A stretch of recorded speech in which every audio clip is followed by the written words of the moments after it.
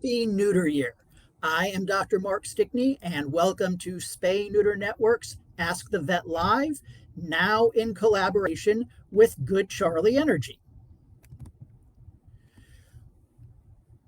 You may have noticed during our December session way back in 2024 that we had a brand new backdrop, and you can see it behind me now as well.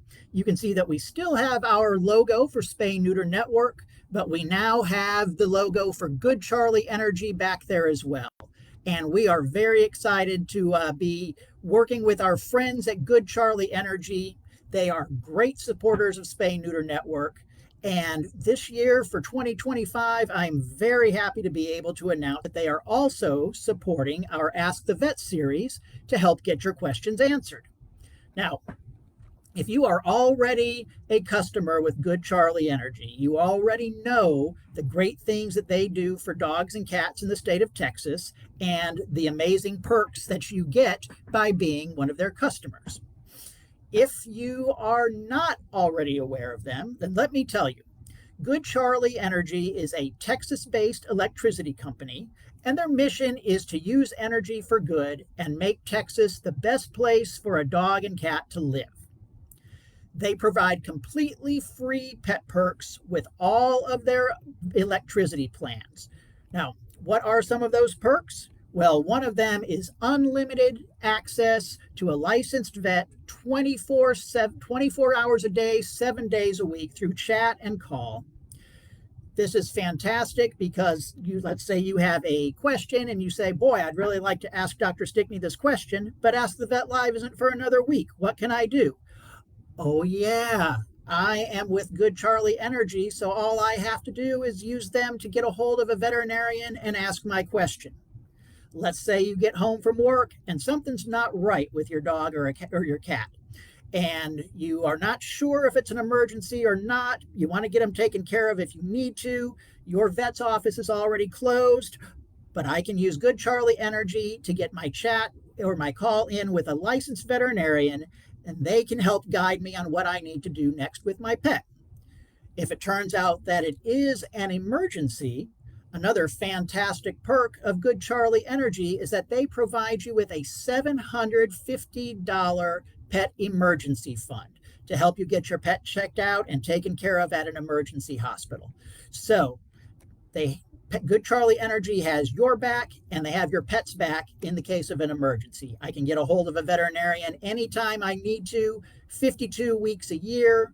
And if I do have an emergency with my pet, I have $750 that I don't have to worry about to help cover the cost of taking care of that pet. GoodCharlie Energy also provides a discount pet pharmacy. We all know how expensive prescriptions can be, so that is another fantastic perk. And one of the really unique things they do is that for every customer, every month, they round up your electric bill to donate the proceeds of that to small animal welfare organizations. Now, let me stress again, they're rounding up your bill, but that extra rounding up is not coming out of your pocket. That is coming out of GoodCharlie's pocket. Let's say that my electric bill was $20.25. They will throw in that extra 75 cents to round it up to $21, and that 75 cents then gets donated. And as we all know, that money adds up really fast over time. So they will round up your electric bill every month, no cost to you, donating the proceeds to animal welfare organizations like ours, like Spay Neuter Network, and many, many others. So if you live in an area where you have the ability to choose your electric provider, definitely check out GoodCharlie. You're going to be able to find on the page here a description and comments for them, and there's also a special gift in there for free access to their video vet service and discount pharmacy for everyone. We are just so pleased to be partners with our friends at GoodCharlie Energy in 2025. It's a fantastic way to start off the year, and they are very, very excited to be working with all of you wonderful people as well, so please check them out. The new year is a great time to reflect on things that we did before and in the past year, and ways that we can improve on things, and ways that we can innovate and do new things to better accomplish our goals and our mission. And one of the things here that we are wanting to do at Spay Neuter Network is be able to reach out to as many animals and pet owners as possible and enhance the lives of all of those pets here in Texas. So some of the things that we that you really helped us out with was last year during our holiday campaign. Thank you so much to everyone who donated to Spay Neuter Network. Because of your help, we were able to spay and neuter more than 30,000 pets last year, and preventing countless future litters and millions of puppies and kitties that would have no home and would not have very good lives at all. So 30,000 pets we were able to reach last year. Thank you so much for that.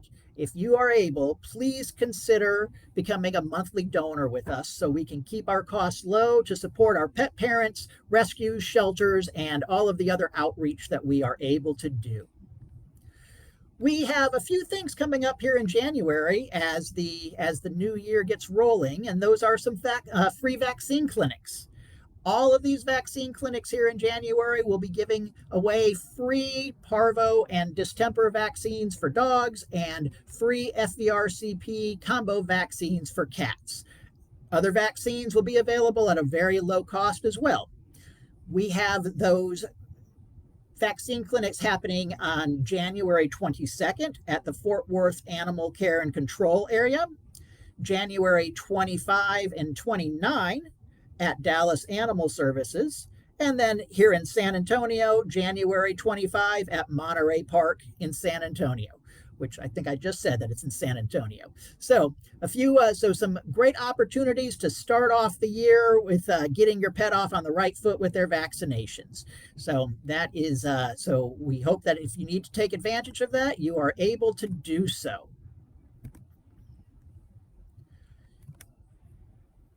We have some very cold weather on the way, and this is a great time to remind ourselves and talk about some of the things that we need to make sure that we do to help keep our pets safe in cold weather. So, number one, remember that if it's too cold for you to be outside, it's probably too cold for your pet to be outside as well. So, during this time of year, we're not going to have them be outside in the yard for half the day or anything like that. We're going to take them outside to do their business and run around a little bit, keep an eye on them, and then we're going to bring them right back in because it is cold out there. And just like people, dogs can get frostbite on their toes and feet and on their nose and on their ears.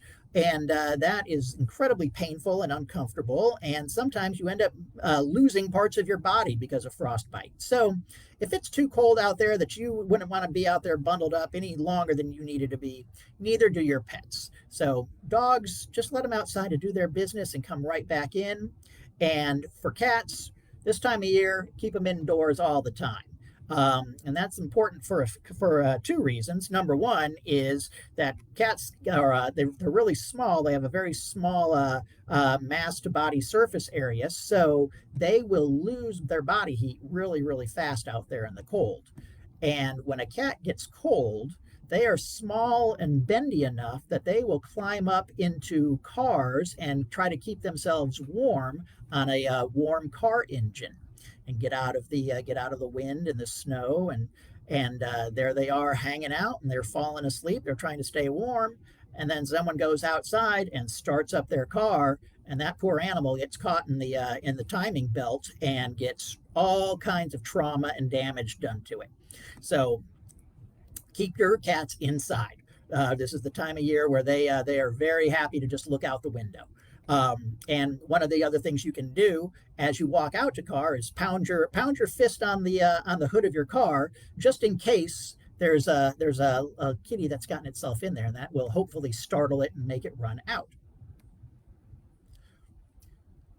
If it's snowy and icy and rock salt's been put on the sidewalk or other chemicals to get rid of that ice and make it safer to walk around. If you do have your dog out on a leash, you're walking on the sidewalk, that salt and any other chemicals that they use could create some irritation on their paws. So it's a great idea to either put on some little doggy shoes for your pet so that they've got warm toes and aren't directly walking on that.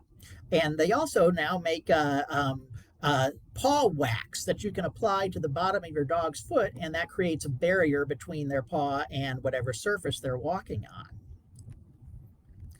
If your pet has a bed, you want your pet to have a bed so that they are not laying on a cold floor, and you want to not have them right where there's a draft or anything like that. Whenever your pet comes in, make sure that you take a few minutes to dry off their paws, get any snow or ice off of their feet to help them feel more comfortable. If your dog does have to be outside, you want to make sure that they have some kind of a shelter from the wind and the snow and the sleet and the rain. So they need something that's enclosed that they can get into and that will be able to break the wind so that they're not freezing out there and getting too cold. And remember, water freezes when it gets below freezing outside, and that's why we have snow. So you want to make sure that if there is water out there for your dogs, that it's not frozen solid. That doesn't do anybody any good. We have a few questions here that have started to come in, and one of them is, should I brush my dog's teeth? Well, there's a great New Year's resolution because the answer is yes, and it can be a commitment. So yes, it's absolutely a great idea to brush your dog's teeth. Now, the way to do that is not to use a human toothbrush and human toothpaste because that actually is not good for dogs to swallow. It's not good for people to swallow. So you want to go to the pet store and buy a dog toothbrush and a dog toothpaste. And the dog toothpaste comes in delicious flavors like chicken or liver, and it's supposed to be something that your dog will like. And the toothbrush is made to get into their long mouths. So that is a great thing to do for your pet. And if you can do that once a day, that is great. If you can do it a few times a week, anything is better than nothing. It will help keep the plaque off their teeth. It will help keep their gums and teeth healthy. And some dogs actually look very, very forward to it. If you're going to start doing that, you want to begin very slowly. Introduce just the toothbrush into their mouth, give them a little taste of the toothpaste, and then start with just the teeth that are really easy to reach. And as they get used to that and want to start enjoying that process, you can move on to doing their entire mouths. So they also make little finger brushes that you can use for a puppy's teeth or for a cat's teeth, so that you can also brush their teeth as well. We have another question that came in, and this is regarding avian flu.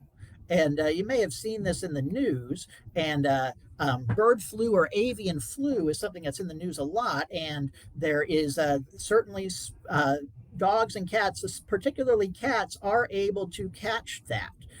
So let's talk for a few minutes about bird flu and what it is and how we can protect our pets from that. So bird flu, avian flu, is a virus that affects birds, and hence the name bird flu, and it can be devastating to flocks of birds. If you have backyard chickens or anything like that, and they were to get it, it can wipe out your entire yard of chickens. It is possible for dogs and cats to become infected if they eat sick or dead infected birds. They could also get it if they had unpasteurized milk or cream from an infected cow or ate undercooked or raw meat from an infected cow.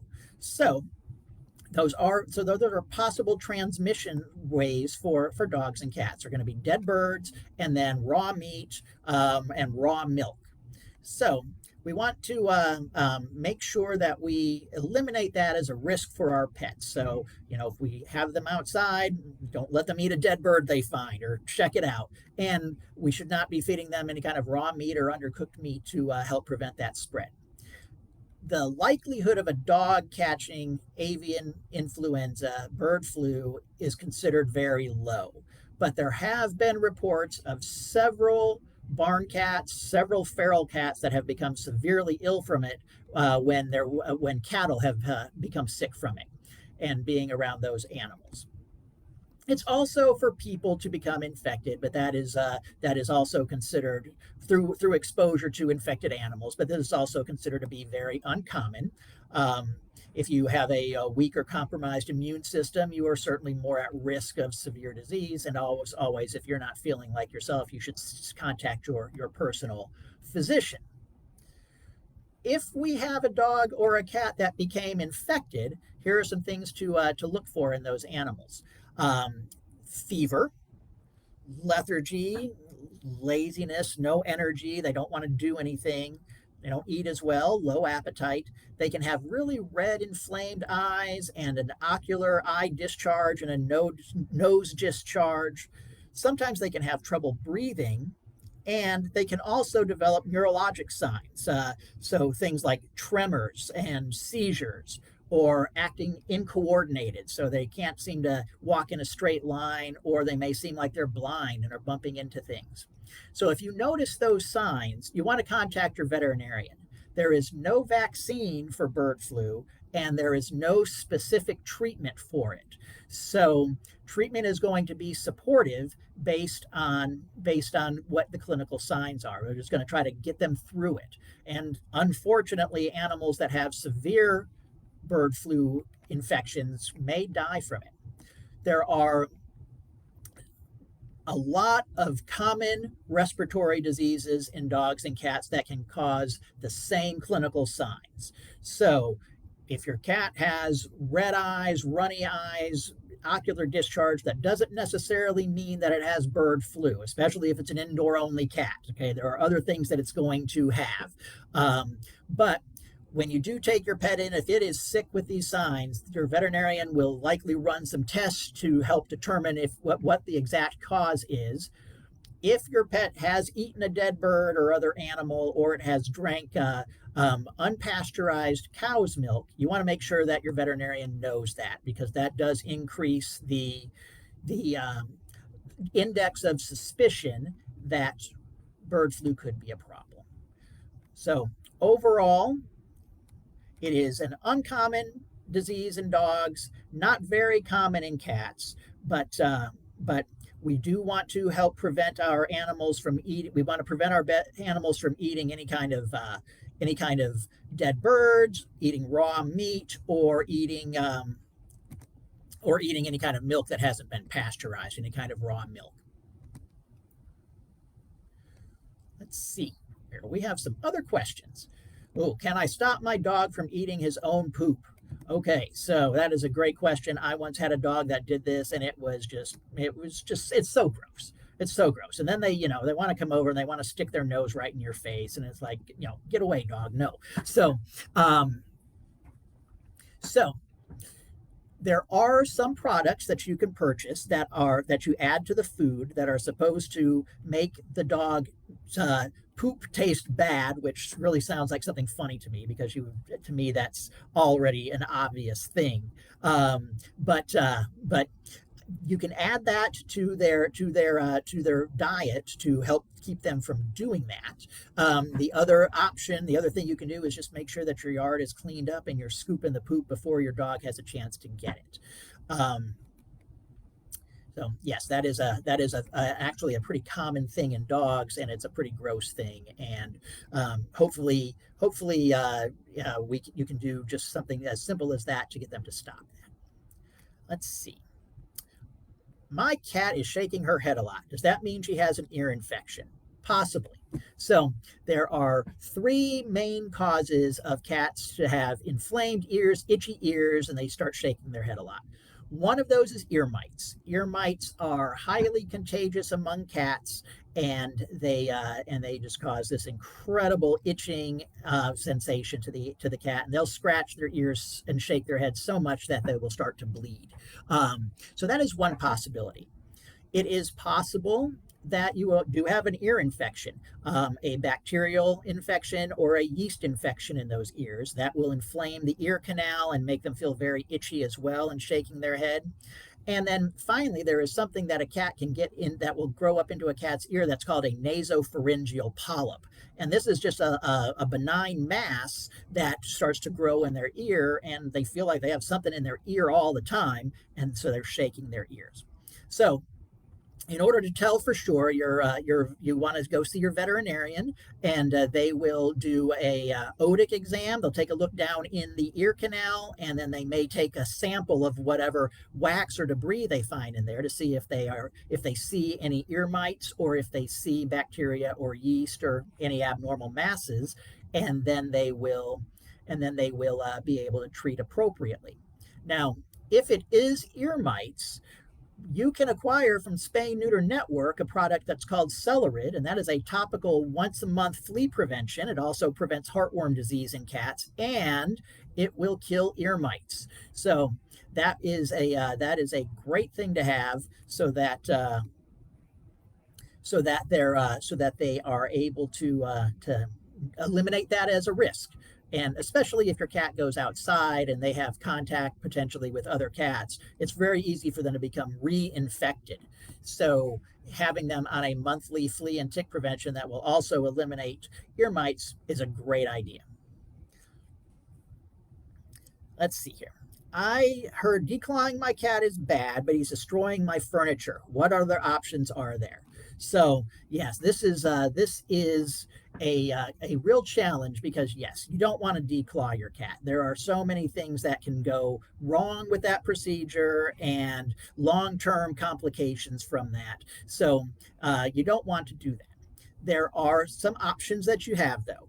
Number one is you want to have that cat have things that it is okay for it to scratch on. So we want to have a scratching pad there. We want to have a cat tree house that's covered in carpet that they can just go crazy on with scratching with their claws, so that they have something besides the furniture to scratch on. And a neat way to entice your cat to do that is to sprinkle some catnip on that cat tree or on a scratching pad, and that will entice them to go over there. And catnip gets cats really, really relaxed and high. So for the most part, so they're like, oh, this is great. This is what I'm going to go scratch on all the time, and that will help take away that urge to scratch the furniture. Cats are natural scratchers. They do that as a normal behavior for them. So expecting the cat to not scratch is not a realistic thing. What we want to do instead is give them something that they are able to scratch on. Other options are that they make a thing that is called soft paws, and these are little tiny rubber caps that go over the cat's claws, and it'll make it looks like they have little painted nails, because they come in all kinds of different colors, and those take the edge off of the claw, because the claw is covered by this little rubber pad, and then even if they do scratch the furniture, they're not actually able to do anything. So that is something to consider as well.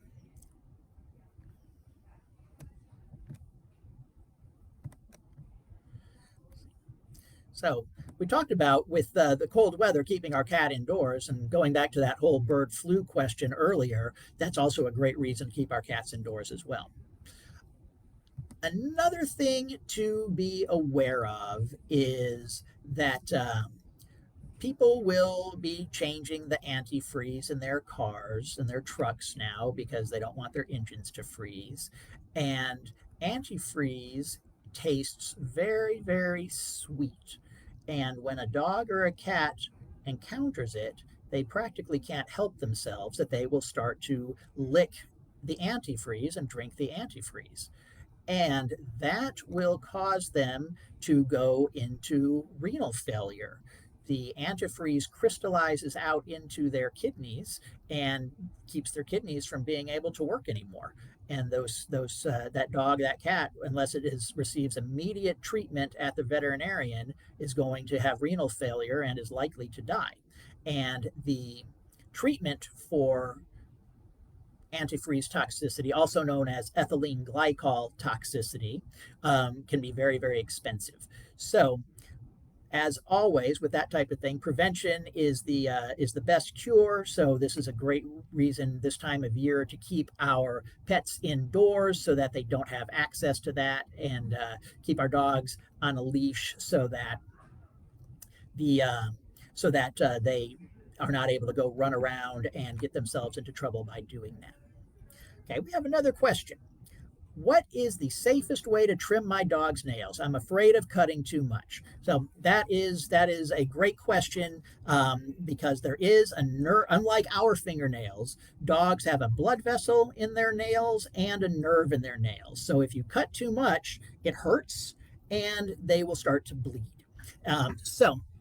There are a couple of ways that you can trim their nails. If they have clear nails, you'll see the transparent nail, and then you'll actually be able to see the living, growing part of the nail in there. It will look pink inside of that clear nail. And if you're able to see that, then you don't want to cut that far, okay? Because as soon as you cut into that pink, that's where it's going to hurt and where it's going to bleed. So that helps if you have a dog with those kinds of nails. None of my dogs have those kind of nails, and yours may not either. So the quick of the nail, the blood vessel, the nerve will grow along with that nail.